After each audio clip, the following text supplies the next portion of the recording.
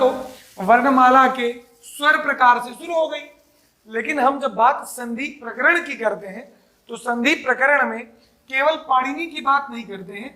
ये बात अवधारणा तो पाणिनि ने दी थी वर्णमाला की, हम इसमें बात कर लेंगे कात्यायन महाराज की भी। ठीक, तो ये दोनों व्याकरण के आचार्य हैं। कहते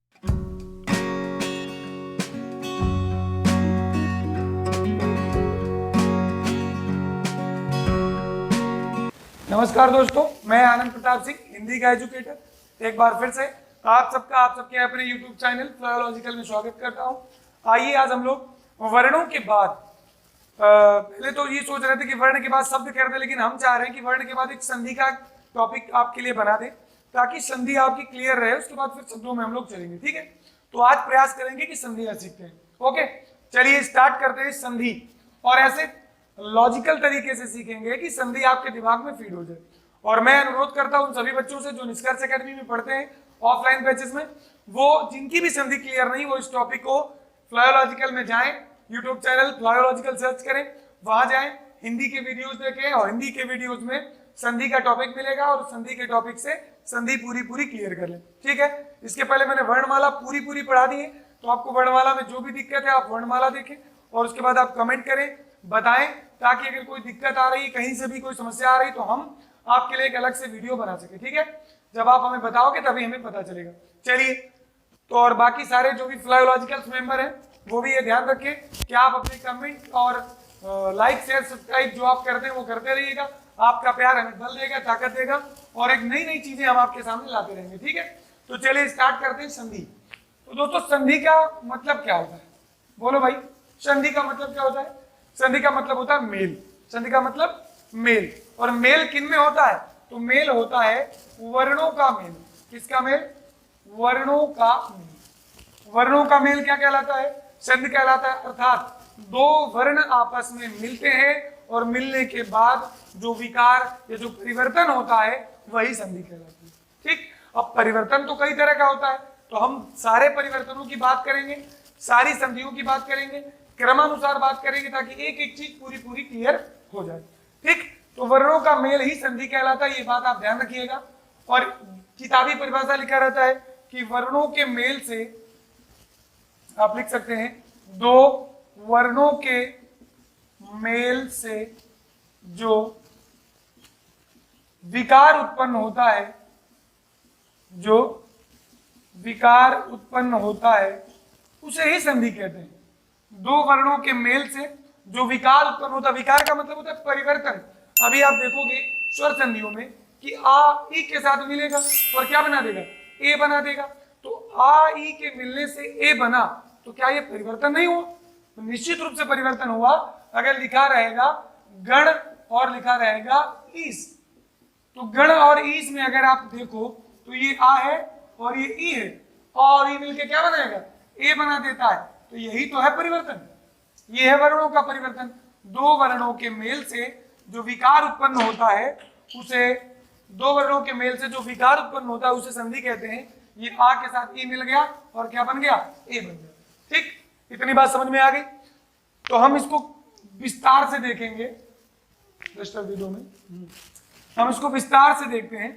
परिभाषा समझ में आ गई कि वर्णों का मेल संधि कहलाता है, या किताबी परिभाषा, दो वर्णों के मेल से जो विकार उत्पन्न होता है उसे संधि कहते हैं। ठीक बात है। अब देखिए कि भाई आखिर किन्हीं वर्णों में संधि कितने तरह से होती है, कोई भी वर्ण कितनी तरीके से मिल सकता है। ध्यान दीजिएगा, मान लो हमने ये एक शब्द की परिपाटी खींच ली और ये जो गोला है ये इसका प्रथम वर्ण है। ठीक, मतलब किसी शब्द के अंत में आने वाला वर्ण हो गया ये। अब दूसरी तरफ हमने ये पहले गोला बना दिया, फिर बाद में परिपाटी बना दी।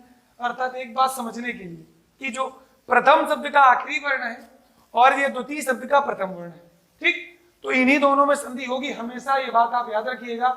ऐसा कभी नहीं हो सकता कि आप पहले शब्द से किसी दूसरे शब्द के आखिरी वर्ण को मिला दें, ऐसा संभव नहीं। अगर आप ऐसा करते हैं तो निसंदेह आप त्रुटि में जाओगे। ये लिखा है पहले शब्द का आखिरी वर्ण और ये दूसरे शब्द का पहला वर्ण। ध्यान दीजिएगा और बात समझिएगा कि आखिर प्रकार कैसे बनते हैं। अगर यहां पर कोई स्वर है और यहां पर भी कोई स्वर है तो संधि का नाम क्या बनेगा? स्वर संधि बन जाएगा। किंतु यदि यहां पर कोई व्यंजन है और यहां पर कोई स्वर या व्यंजन है, तब संधि कौन सी बन जाएगी? तो बन जाएगी व्यंजन संधि। ठीक, लेकिन यदि अगर यहां कोई विसर्ग आ जाए और यहां पर स्वर या व्यंजन आए तो संधि कौन सी होगी? तो होगी विसर्ग। और यही 3 परिवर्तन है वर्णों में संधियों के नाम पर। ये बात आप ध्यान रखिएगा। ठीक, कि अगर हम परिवर्तन या संधि के प्रकार की बात करेंगे तो यही प्रकार में आएगा। ये 3 तरह से संधि बनेगी, एक स्वर की, एक व्यंजन की और एक विसर्ग की। क्लियर? अब देखिए भाई, नोट करना है तो नोट करिए, नहीं तो स्क्रीनशॉट मारिए, हटा दें इसको। ठीक,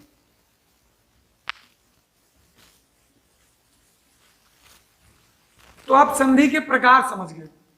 संधि के प्रकार 3 तरह से हो गए, पहला स्वर का, दूसरा व्यंजन का और तीसरा विसर्ग का। अब देखते हैं कि भाई एक एक संधि को उठा लेते हैं। पहले हम लोगों ने ले लिया स्वर संधि को। किसको ले लिया? स्वर संधि को। अब स्वर संधि की परिभाषा तो क्लियर हो गई कि जब किसी स्वर के साथ कोई स्वर मिलेगा तो संधि का नाम क्या बन जाएगा? स्वर। अब देखते हैं इसके अंदर या आंतरिक भागों की बात। तो पहली बात आती है स्वर संधि के भेद। क्या आती है? स्वर संधि के भेद। बहुत सिंपल तरीके से सीखेंगे, बहुत ज्यादा बृहत नहीं जाएंगे, लेकिन चीजों को क्लियर करते चलेंगे। ये बात ध्यान रखिए। भेद में पहली संधि हम लोगों ने ले ली दीर्घ स्वर संधि। कौन सी ली? दीर्घ स्वर संधि। अब एक एक क्लियर करते चलते हैं। इसके 5 भेद हैं, हम पहले लिख देते हैं और 5 में एक एक को स्पष्ट करते चलते हैं। ये आप प्रकार में नोट कर लिया होगा, इसको भी हटा देते हैं, स्पेस बराबर बना रहना चाहिए ना। चलिए मार्कर,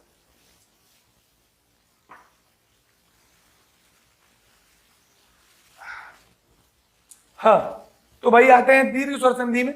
चलिए देखते हैं इसको। दीर्घ का मतलब क्या होता है? दीर्घ का मतलब होता है बड़ा।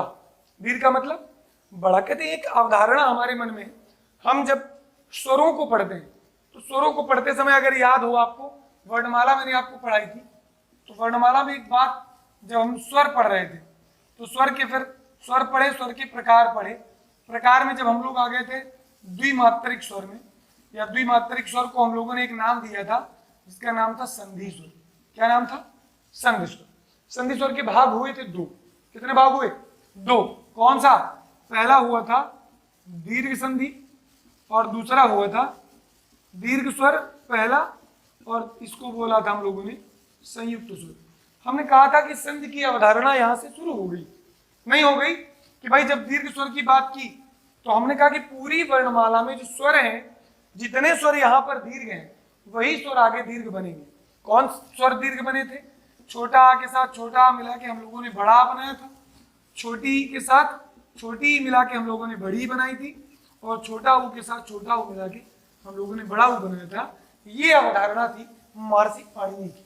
तो संधि की अवधारणा तो वर्णमाला के स्वर प्रकार से शुरू हो गई, लेकिन हम जब बात संधि प्रकरण की करते हैं तो संधि प्रकरण में केवल पाणिनि की बात नहीं करते हैं। ये बात अवधारणा तो पाणिनि ने दी थी वर्णमाला की, हम इसमें बात कर लेंगे कात्यायन महाराज की भी। ठीक, तो ये दोनों व्याकरण के आचार्य हैं। कहते हैं व्याकरण की प्रारंभिक जो पुस्तक रही है उस पाणिनि की अष्टाध्यायी को माना गया। अष्टाध्यायी से व्याकरण की शुरुआत मान ली जाती है। व्याकरण का इतिहास बहुत लंबा है। कहते हैं कि यदि आप व्याकरण की बात करते हो तो हिंदी का जन्म संस्कृत से, और संस्कृत व्याकरण का जो प्रारंभ है वो ब्रह्मा से। ब्रह्मा से सीखा बृहस्पति ने, बृहस्पति से इंद्र, शंकर से पाणिनि ने। ये सारी कॉन्सेप्ट पता है कि शंकर से किसने सीखी? पाणिनि ने। शंकर सूत्र बनाए, माहेश्वर सूत्र बनाए। तो वो एक इतिहास की बात हो गई, लेकिन हम आपको कनेक्ट करना चाहते हैं एक टॉपिक से दूसरे टॉपिक में, कि वर्णमाला से ही संधि की अवधारणा शुरू हो गई थी। इसीलिए द्विमात्रिक या संधि स्वर को 2 भागों में बांट दिया गया था, और यहीं से हमें संयुक्त में गुण और वृद्धि संधि भी दिखाई दी, है ना। तो हम अभी बात कर रहे हैं किसकी? दीर्घ की। तो हम अभी दीर्घ की बात करते हैं, जब संयुक्त या आगे पढ़ेंगे तो फिर उसकी भी बात कर लेंगे। तो दीर्घ का मतलब क्या हुआ कि बड़ा आ, बड़ी ई और बड़ा ऊ। हिंदी में जब संधि की बात करते हो तो इन 3 वर्णों को बड़ा कह के पुकारा जाता है, अर्थात दीर्घ की बातों में कहा जाता है। दीर्घ मतलब बड़ा। अब कैसे आएगा भाई? तो देखो कैसे आएगा। ये हमने कहा इसमें कात्यायन गुरु का भी योगदान हो गया। तो कात्यायन का मतलब पाणिनि ने कहा कि छोटा के साथ छोटा मिलेगा तो बड़ा बनेगा, लेकिन कात्यायन ने इस बात को और ब्रॉड किया या बृहत करने का प्रयास किया कि भाई केवल ये बात नहीं है कि छोटा छोटा के साथ बड़ा, अगर छोटा आ बड़ा किसी भी क्रम में छोटा आ बड़ा के साथ जुड़ेगा तब भी क्या बनेगा, बड़ा आ ही बनेगा। और यदि छोटी बड़ी किसी भी क्रम में छोटी बड़ी से जुड़ेगी तब भी क्या बनेगी, बड़ी ही बनेगी। और यही बात छोटा ऊ में भी हो गई कि छोटा ऊ बड़ा ऊ, छोटा ऊ या बड़ा ऊ के साथ किसी भी क्रम में जुड़ेगा तो क्या बनेगा, बड़ा ऊ ही बनेगा। और यही 3 सूत्र लिखकर दीर्घ संधि समाप्त की जाती है। यदि आप इसी बात को किताबों की तरह पढ़ना चाहो तो बहुत सरल है। जब किसी प्रथम शब्द के अंतिम वर्ण के रूप में छोटा आ या बड़ा आ हो और द्वितीय शब्द के प्रथम वर्ण के रूप में छोटा आ या बड़ा हो तो दोनों का मेल बड़ा आ बन जाता है। पहली बात। रूल नंबर 2 बना सकते हो दीर्घ का कि जब किसी प्रथम शब्द के अंतिम वर्ण में छोटी या बड़ी हो और द्वितीय शब्द के प्रथम वर्ण के रूप में छोटी या बड़ी हो, दोनों का मेल बड़ी बनेगा। यह अवधारणा हमने यही शुरू की। कात्यायन की बात और पाणिनि की बात को संयुक्त रूप से इस तरह से कह दिया गया। अब ये बात बेहतर समझने के लिए हम लोग उदाहरणों का सहारा लेते हैं कि चलिए देखते हैं क्या ये बात सत्य में लागू होती है कि किसी भी क्रम में छोटा बड़ा, छोटी बड़ी, छोटा ऊ बड़ा ऊ जोड़ दिया जाए तो उसी का दीर्घ वर्ण बनता है। क्योंकि दीर्घ स्वर संधि का एक सूत्र होता है अका सवर्ण दीर्घा। अब हिंदी की बात है तो मैं सूत्र को एक्सप्लेन करने की बात नहीं करूंगा क्योंकि बहुत ज्यादा उस सूत्र की चर्चा हिंदी में नहीं होती है, लेकिन वो सूत्र ही पूरी तरह से इसको निर्धारित करता है। ठीक, तो हम आपको उदाहरण के थ्रू इसको थोड़ा सा कनेक्ट कराने का प्रयास करते हैं। चलिए भाई देखिए इधर कितनी बात हो गई, नियम ये बन गए। अब भाई हमने कहा ये लिखा है, साधारण वाले एग्जांपल लेते हैं, लिखा है विद्या और ये लिखा है आलय। ठीक, तो विद्या का आखिरी अक्षर क्या है, बड़ा, आलय का पहला बड़ा और दोनों का योग बड़ा। तो जब हमने इसको जोड़ा तो ये क्या बन गया, विद्यालय। कहते ये एक साधारण भूमिका। अगर इसको आप और बेहतर समझना चाहो तो देखना, विद्या में मैं विद्या को तोड़ रहा हूं वाह के बाद छोटी दा, इसको क्या बोलते हैं, इसको क्या बोलते हैं, इसको बोलते हैं वर्ण विच्छेद। क्या बोलते हैं, वर्ण विच्छेद। मतलब वर्णों को अलग अलग कर देना, किसी भी शब्द में प्रयुक्त स्वर और व्यंजन को अलग कर देना, फैला देना, वर्ण विच्छेद कहलाता है। या हो गया और या में है बड़ा। दूसरा शब्द आपके पास है आलय में आ, ला में भी आ छुपा हुआ है, या और या में भी आ छुपा हुआ है। ध्यान दीजिए संधि करते हैं। संधि हमेशा कहाँ होती है, पहले शब्द के आखिरी और दूसरे शब्द के पहले वर्ण में। हो गई संधि। अगर आपको ये नियम पता है तो आप सीधे उस नियम पे अप्लाई करोगे कि बड़ा प्लस बड़ा बराबर बड़ा, तो बस आप जोड़ दो। तुमने जोड़ा, वाह में ई लगा दिया तो वाह में छोटी, दा और या मिलके ये द्या बनाते हैं। और द्या में इन दोनों का मिश्रित रूप क्या है, बड़ा है। क्या है, बड़ा। तो ये बड़ा ही तो इसी में लगेगा। उसके बाद ये ला, ये इस ला के साथ आ है तो ला हो गया, या के साथ आ है तो या हो गया। क्या बन गया, विद्यालय। मुझे लग रहा है कि संधि का तोड़ इसके नीचे कुछ नहीं है, कि संधि यहां से बचती नहीं है। अप हो सकती है, डाउन तो हो ही नहीं सकती। यहां से संधि डाउन नहीं हो सकती, अप हो सकती है। इससे नीचे संधि में कुछ नहीं टूट सकता। वर्ण टूट गया, तुमको ये पता चल गया कि आखिर संधि हो कहां रही है, प्रथम शब्द के आखिरी और दूसरे वाले के पहले में। और दोनों का योग से बड़ा बना, और जब ये बन गया, ये और ये मिल के बना, तो अर्थात ये समाप्त हुआ, ये एक्टिव हो गया। जब ये एक्टिव हुआ तो इस या के लिए ये स्वर ही तो आगे आएगा, क्योंकि स्वर हमेशा अपने अग्रवर्ती व्यंजन के रूप में आगे बढ़ता है। ठीक, तो ये एक एग्जांपल। दूसरा एग्जांपल और देखते हैं। हमने लिया धन और अर्थी। तो यहां से ये साधारण बात है। मान लो ये बात आ का मेल पाणिनि की बात थी, बड़ा का मेल तो कात्यायन की बात थी। अभी कुछ ऐसे भी एग्जांपल हम लोग कर लेंगे जिसमें एक जगह आ होगा, दूसरी जगह बड़ा होगा। ठीक, अब ये लिखा है धन और अर्थी। तो धन का आखिरी अक्षर आप इसको भी तोड़ लें, धा, आ, फिर ना और ना में आ, फिर लिखा है अर्थी तो आ, फिर ये रा, फिर ये था और था में बड़ी की मात्रा। ठीक, अब ये और ये ही तो संधि वर्ण है। अब इन संधि वर्णों को आप तो पहले से रटा रटाया है, छोटा आ प्लस छोटा आ बराबर बड़ा, तो ये दोनों शून्य में चले गए, ये बड़ा एक्टिव हो गया, बस जोड़ दो, कुछ नहीं करना, जो जैसे लिखा उसको समेटते चले जाओ। तुमने देखा धा में आ लगाया, ना में बड़ा आ लगा दिया, फिर ये रा है, तुमको पता है कि रा के पास यदि कोई स्वर नहीं होता तो रा कहा जाता है, हवा में जाता है, तो हवा में भेज दो, तुमने हवा में भेज दिया, क्या बन गया, धनार्थी बन गया। बन गया। संधि का बेस है बहुत साधारण है, आप ऐसे तोड़ के किसी भी संधि को बहुत सहजता से सीख सकते हो, किसी भी संधि को, चाहे फिर वो दीर्घ हो, गुण हो, वृद्धि हो, यण हो या आदि हो, कोई भी हो।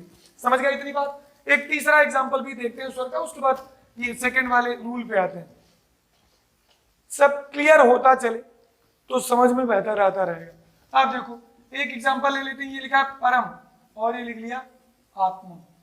ठीक, तो परम को अगर आपने तोड़ा तो पा, आ, रा, आ, मा और ये आ में टूटा। आत्मा की बात की, आ, त, मा और मा में बड़ा हो गया। अब ये देखो छोटा और ये बड़ा, यहीं पे तो संधि हो रही है।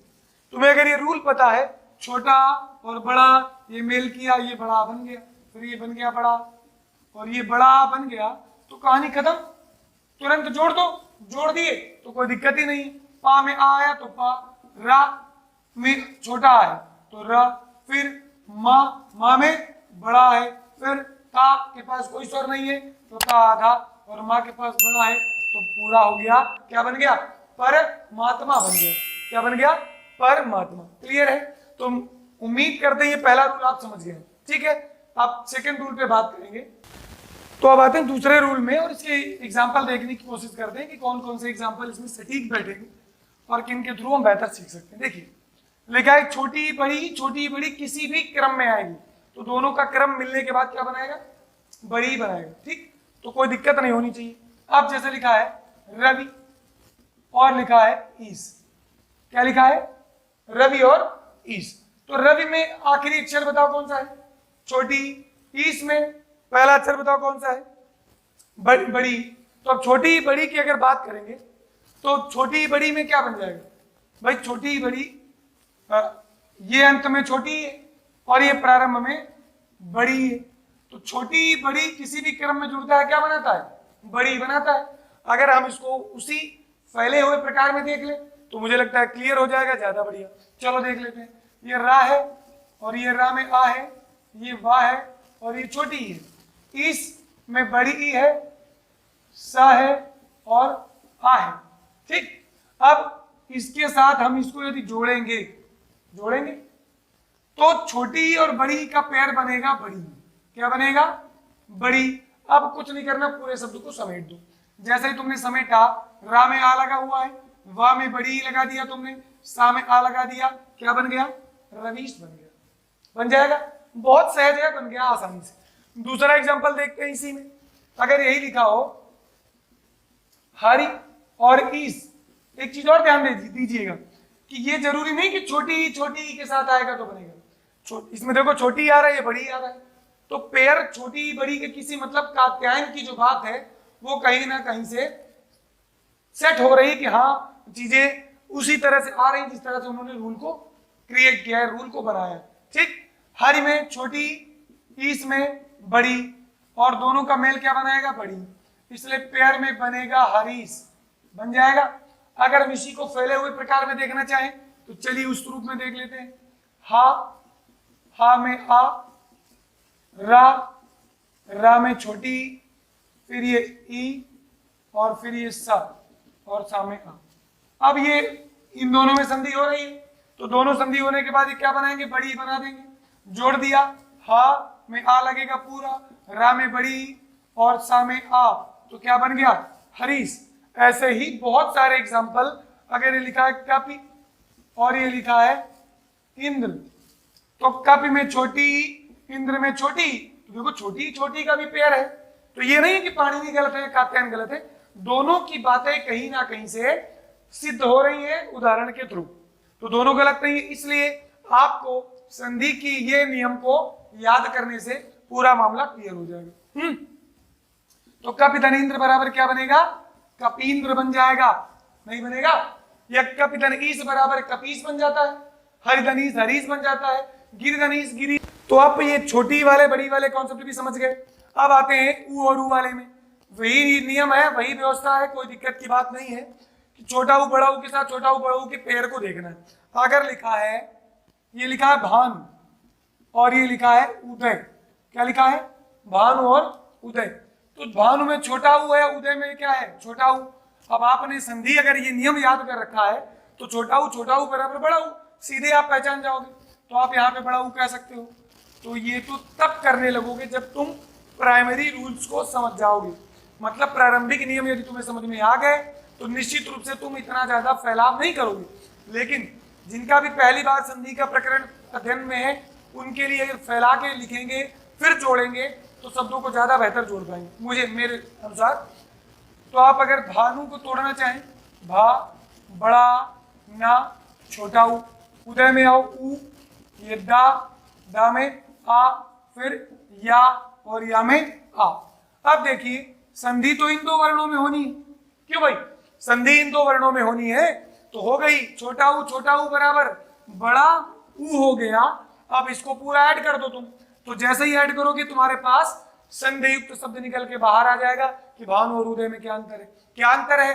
तो भाई भा ये हो गया, ना में बड़ा ऊ की मात्रा, नू हो गया, दा हो गया, या हो गया, क्या बन गया?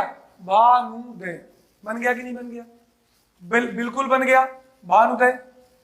अब आते हैं और बताओ, कोई कुछ नए शब्दों की बात करते हैं। जैसे नए शब्दों में आ जाए, लिखा है छोटा ऊ बड़ा ऊ हो गया, एक देखते हैं, लिखा है भू और ये लिखा है ऊर्जा। ठीक, तो तोड़ो इसको।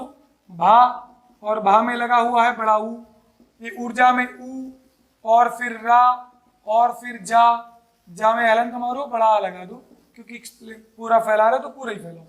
छोटा ऊ तो ये बड़ा ऊ मतलब बड़ा ऊ पैर में भी आ गया, तब भी क्या बनेगा? बड़ा ऊ ही बनेगा। जोड़ दिए तो भा में ऊ लगेगा, ये बनेगा भू। रा आधा है, जा पूरा है, रा आधा होता है तो हवा में जाता है, क्या बन गया? भूर्जा बन गया। बन गया, समझ में भी आया होगा। तो भानुदय हो या भूर्जा हो या और भी जो जितने शब्द हो। और एक बात, पहचान की बात भी किए दे रहा हूं, दीर्घ संधि पहचान का सबसे बेस्ट तरीका कि तुम्हें यदि किसी शब्द में बड़ा, बड़ी या बड़ा ऊ जोर दबाव में उच्चारित करता हुआ मिल जाए तो दूसरी संधि हो ही नहीं सकती। 99% संधि दीर्घ की ही होगी, ये याद रखिए। ठीक, तो आज के टॉपिक में हमने आपको संधियों के प्रकरण में दीर्घ संधि स्वर संधि का एक पार्ट है वो क्लियर कर दिया। दूसरे पार्ट में हम उम्मीद करेंगे कि संधियों के दूसरे और तीसरे पार्ट भी कंप्लीट हो जाए, गुण हो जाए, वृद्धि हो जाए या यण और आदि हो जाए, जितने ज्यादा से ज्यादा हो सकते हैं वो कर देंगे। इस टॉपिक में दीर्घ हो गई, आप दीर्घ संधि के जितने भी एग्जाम्पल्स हैं करिएगा, नहीं आए तो मुझसे बताइएगा, डिफरेंट एग्जाम्पल करिएगा, जो ना आए कमेंट करिएगा, निश्चित रूप से बताइएगा जरूर। और आज के लिए इतना ही रखते हैं, मिलते हैं अगले वीडियो में अगली संधि के प्रकार के साथ। धन्यवाद, नमस्कार।